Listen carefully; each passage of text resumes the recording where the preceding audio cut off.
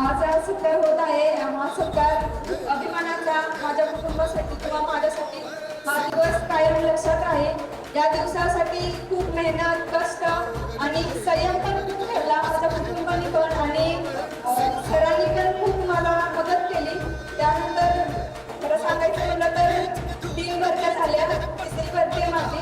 त्या भरतीत ज्यावेळी मी ह्याच्यात आले ह्या अकॅडमीमध्ये 1 वर्ष पूर्ण झालं आज येऊन आणि आज मला सरकारी होत आहे. लेखीची तयारी, जॉबची तयारी, वैयक्तिक लक्ष सर्वांवर असं व्यवस्थित नीट दिलं जातं सरांकडून आणि तसं करूनही घेतलं जातं आमच्याकडून. खरं तर ग्राउंडबद्दल सांगायचं म्हटलं तर खूप मेहनत आणि पनिशमेंट सरांची या सर्व गोष्टींमुळे आम्ही आज इथं आहोत. तुम्ही पण अशाच सर्व गोष्टींचं भान ठेवून अपेक्षा आहे तुम्ही पण इथं आमच्यासोबत आज जसं आम्ही इथं आहे तसं तुम्ही पण पुढच्या वेळी किंवा पुढच्या भरतीला असाल अशा अपेक्षा ठेवते. त्यानंतर अकॅडमीबद्दल तर खूप काही आणि स्कूलबद्दल तर खूप काही बोलावं असं वाटतंय.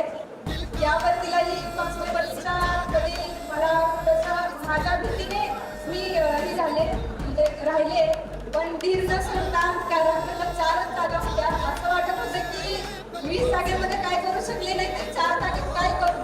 तरी सुद्धा सरांनी आणि सरांच्या बहिणीने मी बॅग आणलेली घरी जाण्यासाठी की नको म्हणून. तरी सुद्धा सरांनी आणि सरांच्या बहिणीने मला धीर दिला मी तू करू शकते. एक जरी जागा असली तरी तू लढू शकते. शेवटचा बघून कर म्हणून मी केलं आणि आज त्यांचं मार्गदर्शन लावलं. आज जर मी गेले असते तर अक्षय मला पहिला कुठला नसता.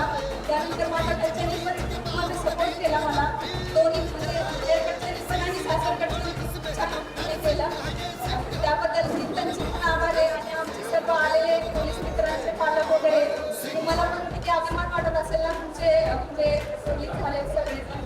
तर तसंच मागच्या विद्यार्थ्यांना एकच सांगायचं आहे की ग्राउंड आणि अभ्यास असा करा की तुमच्या याच्या भरतीमध्ये